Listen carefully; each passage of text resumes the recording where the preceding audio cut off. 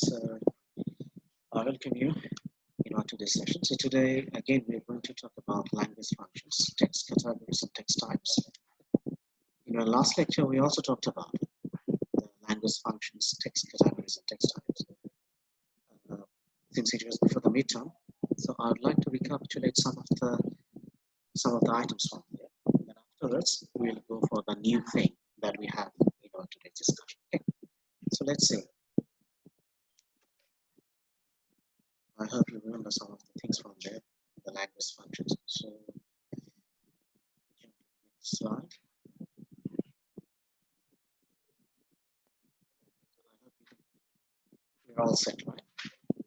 You can see the slides, right?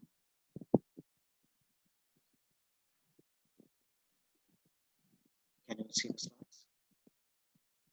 Yes, sir. Okay. So what we dealt in the last lecture, that we tried to discuss about different functions of language, and then we found that there are three different kinds of functions of the language. So it has been discussed here. One is expressive, and the one is informative, which is also called representation, and the last one is vocative. There is also another function that is called aesthetic function of language. We'll cover that part later on. Primarily, these are the three different functions of the language: it's expressive, informative, and vocative. Usually, for these three different kinds of functions, we use language. The purpose of using language are these three: it's to express ourselves, to give information, or to take the information to inform others, and also vocative. That is, you want to appeal someone for something, or you want to address someone. So that we call vocative. Right. So we talked about the expressive function, just to give you an idea, to jog your memory. So let's talk about it very briefly, so that you can remember that what we discussed in the last lecture regarding the functions of language. So the core of the expressive function is the mind of the speaker, the writer, and the originator of the utterance. So the core of the expressive function is the mind of the speaker. So here, actually, the mind of the speaker that will express. That is the writer himself or herself. The originator of the utterance, that is, who is uttering that sentence. For example, right now I'm talking to you, so I'm uttering sentences. So I am the writer, or I am the speaker. He uses the utterance to express his feelings irrespective of any response. He uses the utterance to express his feelings irrespective of any response. That means whatever will be the response, any kind of response that you are going to receive from the person, about person, whatever the response. So you don't think about it, just communicate. So here the personal expression of personal feelings is more important than how it has been reciprocated after you have said something. For the purposes of translation, the characteristic of expressive text types are. So we can see, we have already talked about it. Person is serious, imaginative literature. And here we can see there are four different types, principal types. One is lyrical poetry, short stories, novels, plays. Okay, so these are the four: lyrical poetry, short stories, novels, and plays. These are serious, imaginative literature. They're very much expressive. That is the writer's expression. His personal feelings are there. And the lyrical poetry, you can see that is the most intimate one, because it expresses very intimately a person's feelings. So that's why lyrical poetry is most, you can say, the most intimate expression of all this form. While plays are more evidently addressed to a large audience, obviously, because plays are strong when it is staged, or even if it is written. Spatially, plays are written to be staged or to be acted on the stage. So that's why. So you can see the larger audience, many people, the sitting audience, and watching it, they're enjoying it. And also, they can get a expression that has been expressed there or communicated there by the author. So they can see it. And the one thing is that while you want to translate the things, you need to consider the cultural expressions. Because you can see in the lyrical, the expressions are very personal. On the other hand, in the plays, you have to consider the cultural background, the culture is how to express things. Then we have authoritative statements. In the text of any nature, we derive their authority from the high status of the reliability and linguistic competence of the words. So you can see in the authoritative statements, a person actually he will express his own ideas, which are to some extent you can say dogmatic. Sometimes they are very authoritative. That means they are dictating, giving you dictation of what you have to do. So, and this kind of text, you can see the personal traits or features or mentality of the writer.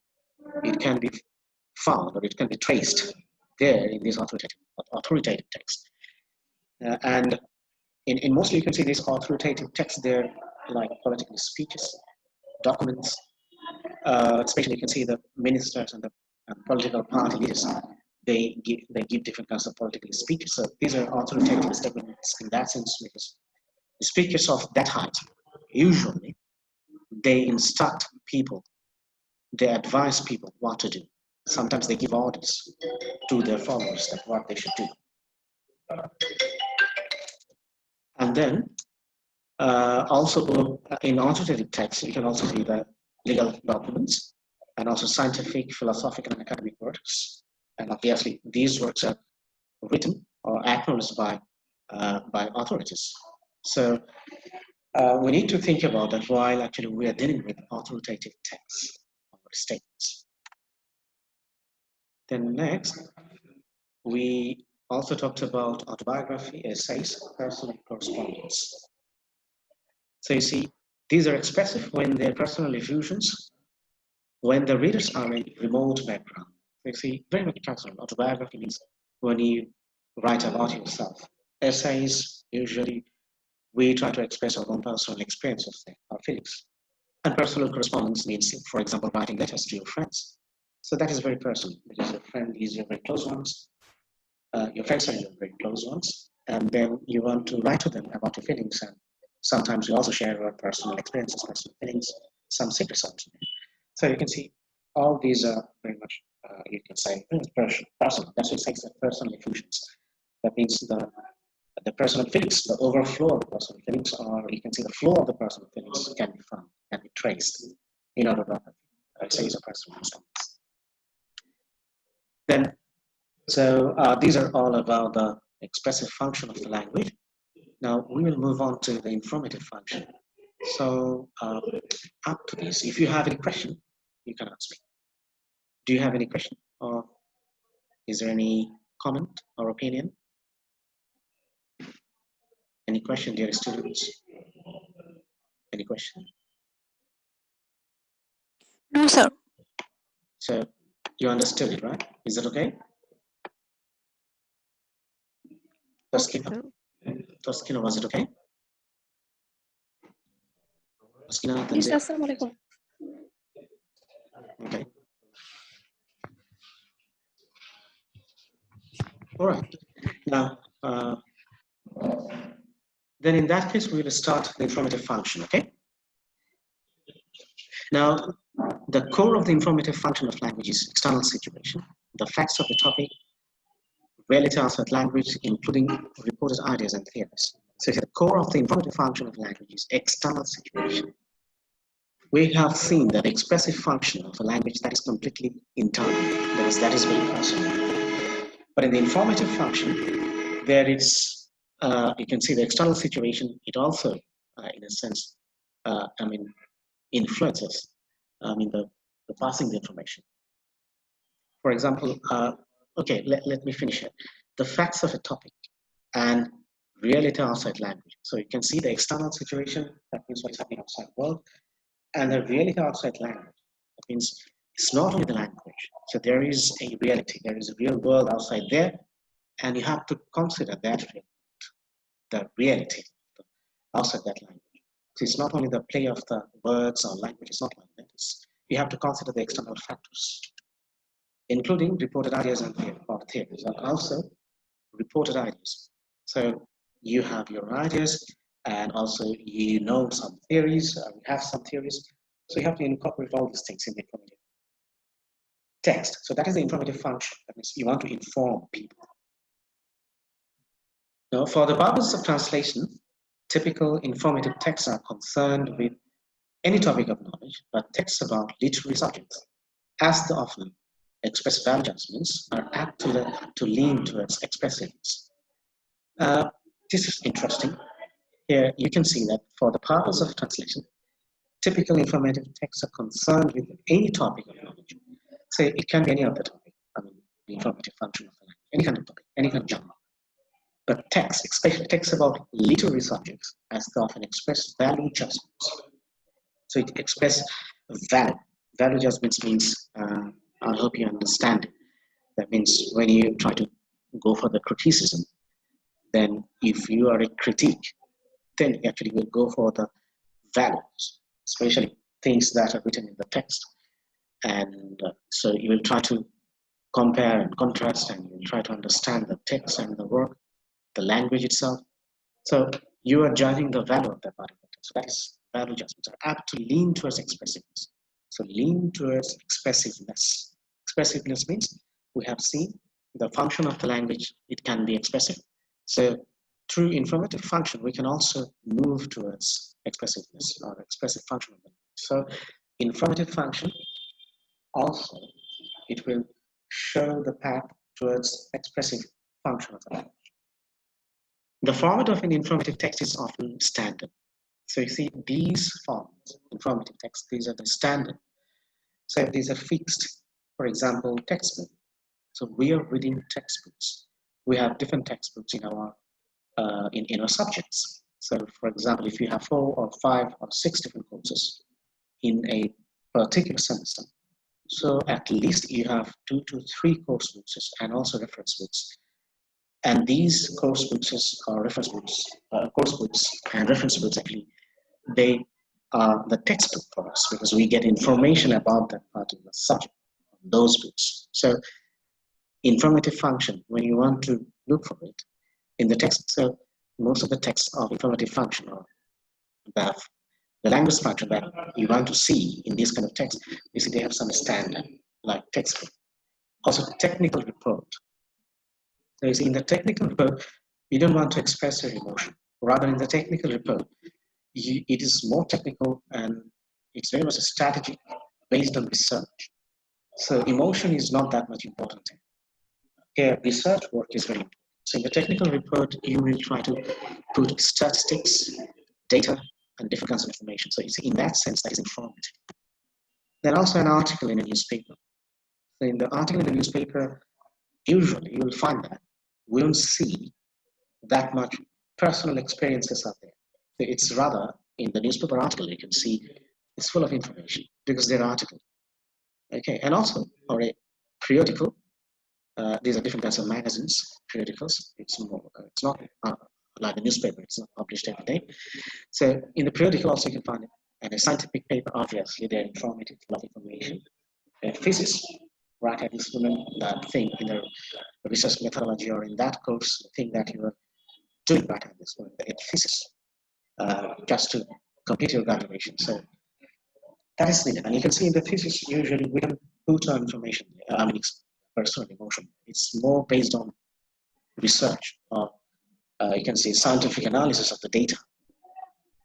And minutes are agenda of a meeting.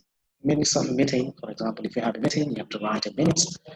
And in the minutes, only the things which were discussed in the meeting.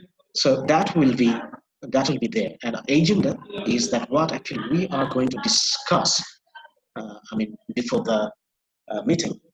So in agenda, actually, we put the topics of discussion. So you see, there is.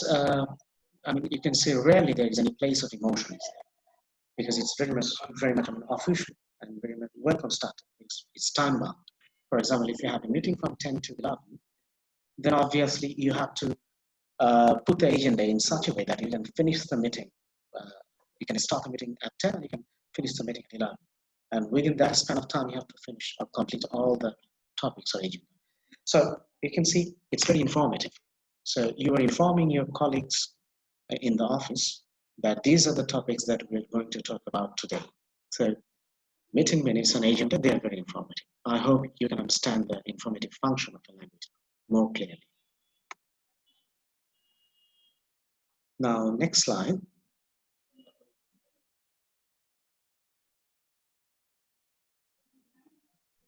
Okay, now here in this slide you can see one assumes modern, non-regional, non-class, non-idiolectal style with perhaps 4 points on a scale of language varieties.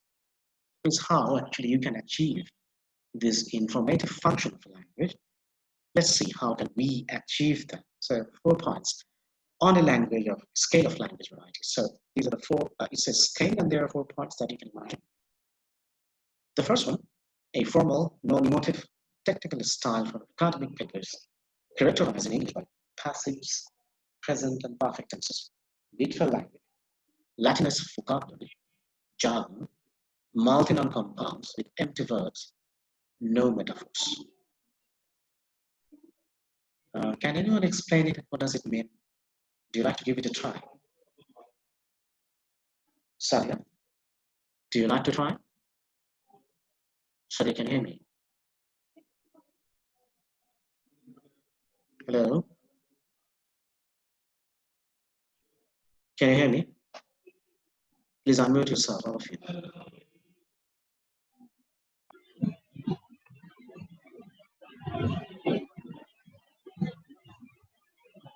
The Skinner, answer me the question. Could you please read it? The first point.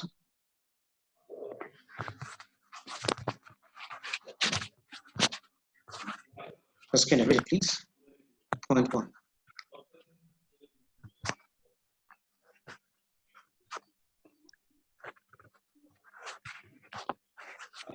Hello, Tuskin, can you hear me? Can you hear me, Tuskin? Look, if you don't participate without any solid reason, then I'll not give you 5 marks for the class performance. You'll be in trouble. So please participate when I say. Okay, forget about Tuskin. Tanjay, can you read it, please? Tanjay, can Yes, sir. Read it, please. So, a formal, non-emotive, technical style for academic papers characterized in English by passive, present and perfect tense, literal language, Latinized vocabulary, jargon, multi-noun compounds with empty verbs, no metaphors. How actually this informative function can be achieved? Or how actually we achieve this? So here we can see that a formal, non-emotive technical style for academic papers. So you see that I believe that by this time you're familiar with academic papers, articles from different journals. I hope you read some, right? In your research methodology and research course. You read it. You read some articles, essays, right? Yes, sir. Yes, sir. Exactly. Thank you. So all of you are familiar with academic papers. You can see in the academic papers, do you find any emotional thing or it's just very much academic and very much technical? What do you see there? Very much technical, sir. Yes, sorry? Yes, what did you say?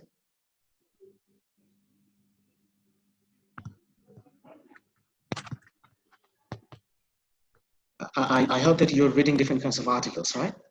Sumaya, can you hear me?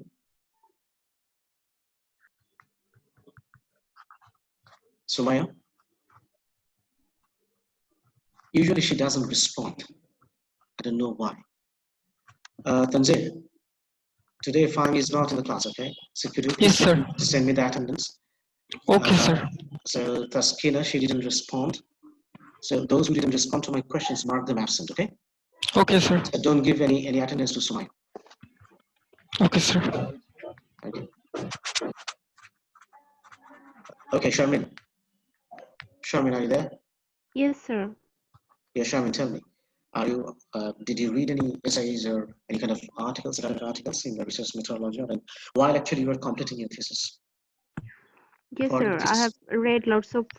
Yes, sir. I have So lots of what is your experience of reading articles. those? What is your experience?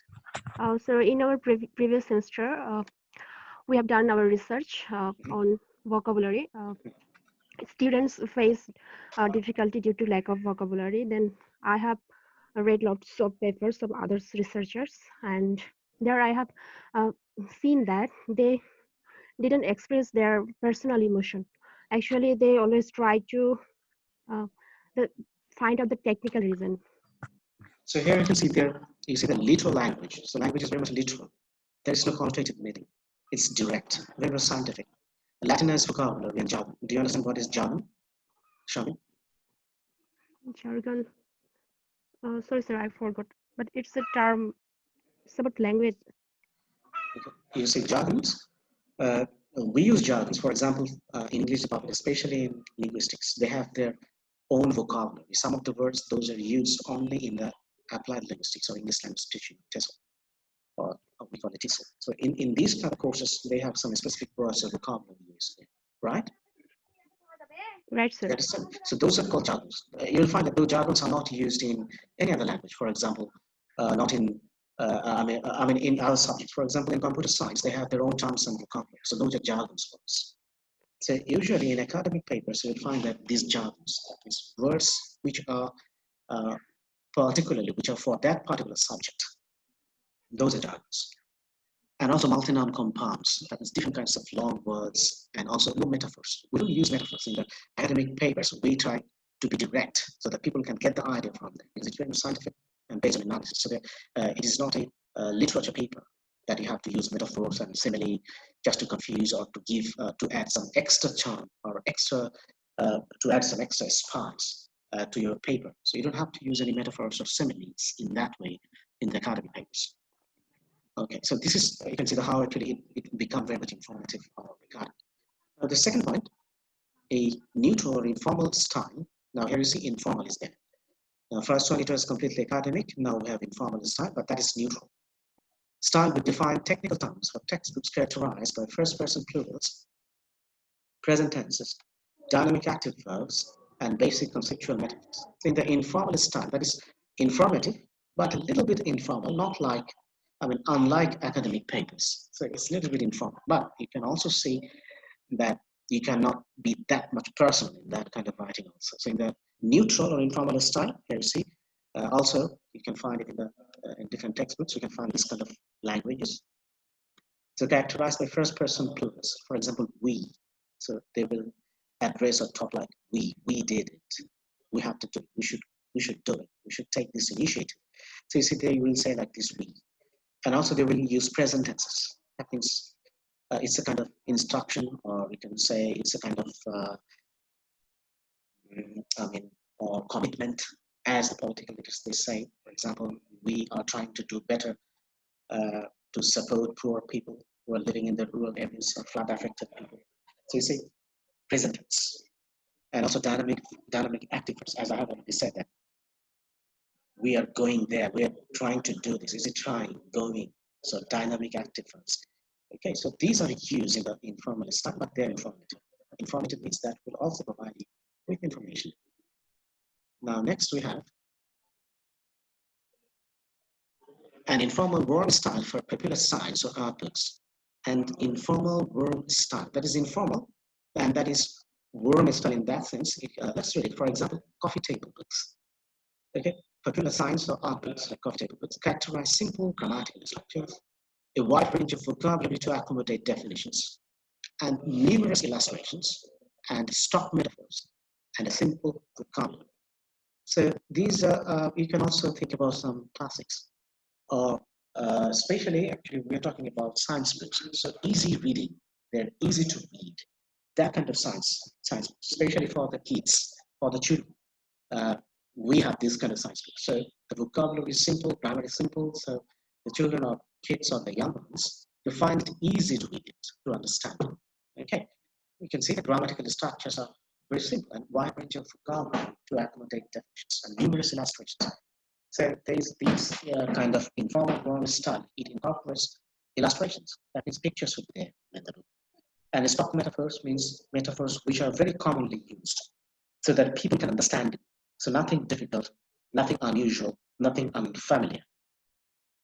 The mostly known metaphors are used here to express opinions or to give ideas, especially scientific things.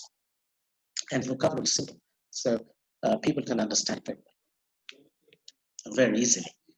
Okay, and then the fourth point, a familiar, racy, non-technical style for popular journalism characterized by surprising metaphors, short sentences, Americanese, unconventional punctuation, adjectives before proper noun, proper names, and colloquialisms. So this one is very informal. You can see that is racy, that is very spicy. Okay, and you can get things. It's a very interesting thing. This kind of it's very interesting to read.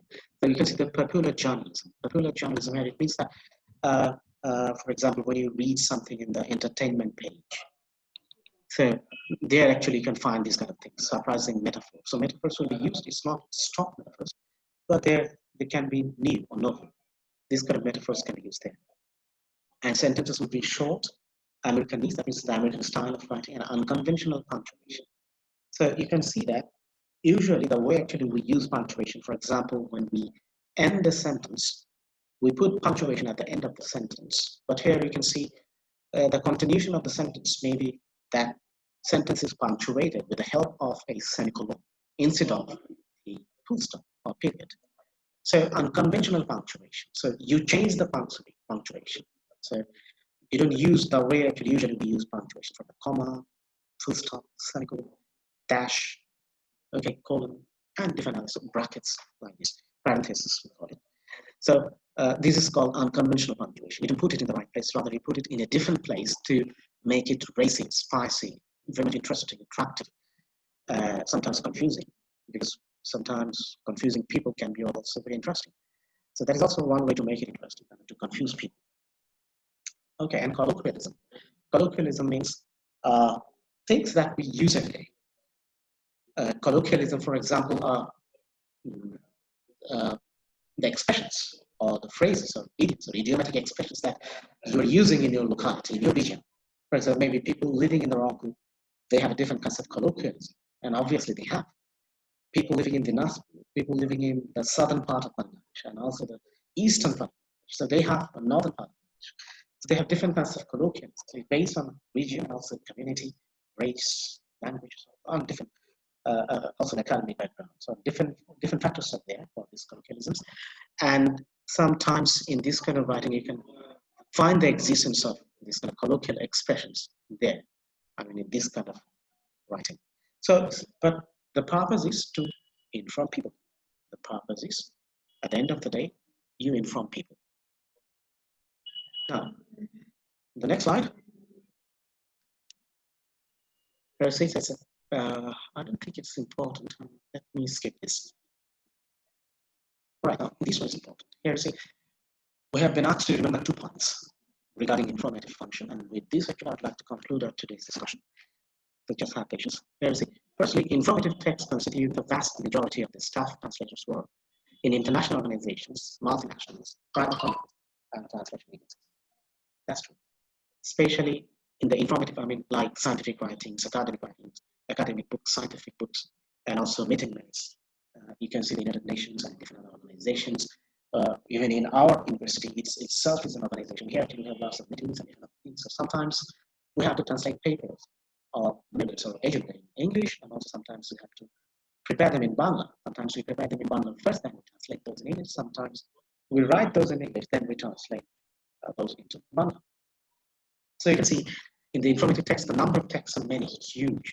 So in different international organizations, in banks, in corporate sectors, in multinational companies, so everywhere we can find different kinds of informative text, like pamphlet, brochure, handouts. So all these are informative texts. So while translating, you can find the existence of these kind of texts are many or more than any other journal. Then secondly, a high proportion of such text, are poorly written and sometimes inaccurate. And it is usually the translator's job to correct their facts and their style. Thus, in spite of the hoary adages, the majority of translations nowadays are better than the originals, or at least ought to be so. The high proportion of such texts are poorly written and sometimes inaccurate, and it is usually the translator's job to correct their facts and their style. But this is very interesting. You can see sometimes in some organizations, they write meeting minutes or handouts, for example, in English, but that English may be not up to the mark. The quality of writing has not been maintained. Or the writer actually, he didn't have a good command over English and he couldn't express it. So in some cases, what happens then? That the translator translate those texts, for example, from English to Bengali. And sometimes we can see that the translator who is translating it from English to Bengali, he puts the sentence structure in Bangla while actually he's translating those information written in English. He is translating those and also he's putting them in the right structure. So that is the thing. And it says that sometimes the translation words, the information, the way it has been transmitted and conveyed, it is better than the original text. In the original text, it was written in wrong sentence structure, wrong punctuation marks, wrong expression, or wrong vocabulary. But in the translation from English to Spanish or English to Bangla, sometimes it is found that the translation in the translated text, the information it has been transmitted more accurately than the original. Understood what I'm saying? Did you get the point? Yes, sir. Yes, sir. Okay, that's great. So you can see that that's actually have been suggested here that we should remember these 2 points for actually translating a particular word, especially if you find that a text which purpose is to inform people, and if you find that the information they are not put in the right way, right order, in the correct sentences, with the correct expression, and in that case you can take the liberty as a translator to put the information in your language in the right form, in the correct way. So we can take that liberty. So we have found it from here. And also we can see that where actually we can find this informative text. We have seen that we can find it in international organizations, multinational companies, private companies, and also different translation agencies. They're also working on this. So that's it from my part about expressive function and informative function and vocative function. We'll talk vocative function. We'll talk about it next class. But today our discussion was about these 2 different functions of language. I hope it helped you a lot and you could understand it.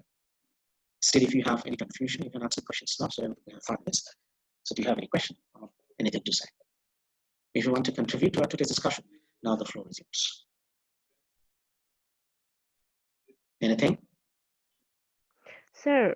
Yes. Would you repeat again authoritative statements? Authoritative statements. Okay, great. Now, authoritative statements, you can understand that what does mean authoritative? That means to show your authority. And sometimes you don't have to show. You are in the authority. So in the authoritative text, you will just write it in that. So it's like command, sometimes it's like request. For example, in the office, when actually I want to, for example, as the head of the department, if I want to write a notice, and in the notice sometimes it becomes, or if I want to write an order, or I should say, if it's an order, then certainly actually I'm going to use my authority, and I'm going to ask you that the students of the department, they shouldn't do this. If they do it, then they will be brought under the disciplinary committee and they will be punished according to the university's rules and regulations. So you see, authority, that you have to do this. If you don't do it, then this will happen to you. So, I mean, just for basic understanding, I'm saying it. In the authoritative statements, especially the very good example for you so that you can relate to it, that is Francis Bacon's essays. Remember that? I also told you in the last lecture. Yes, sir, Francis Bacon. Yeah, his essays, they're authoritative texts. You see, because those texts actually, they are advising us to do something. Sometimes it sounds like an order. And in the authoritative statements, you can find that political leaders, they use these authoritative statements. For example, the Prime Minister, she will give us a direction and we have to follow it because she is the head of the government and also the president. the Honorable President of the People's Republic of Bangladesh, he is the head of the state. So if he gives an order, then we have to follow it because he is the head of the state, he's the president. So that his statement will be authoritative statements. Understood what I'm saying? Yes, sir. Okay, sure. Now, scientific, philosophical, and academic works, they can also be authoritative texts because they can say us, they can instruct us, for example, lots of scientific experimentation and also different kinds of analysis and special experiments are going on all around the world during this COVID-19 situation. So how actually we can get rid of this pandemic? That's why scientists are working in different labs in different parts of the world. They are trying to develop the antidote, or you can antidote to this COVID-19. Understood what I'm saying? So that people can use it. So you can see that in this kind of research work, usually they will instruct us. You have to do this. You can't do this. You have to go there. You have to abide by these rules. You have to take this medicine. You see, they also instruct us. For example, you can see the notice regarding these COVID-19 in different places. They're hanging there in different places. For example, what to do to avoid these, you can say, the transmission of this disease. For example, you have to wear a mask. You cannot sneeze publicly. You have to take fresh water. You have to take right kind of food. You have to maintain diet. You have to take care of your physical health and also your immune system.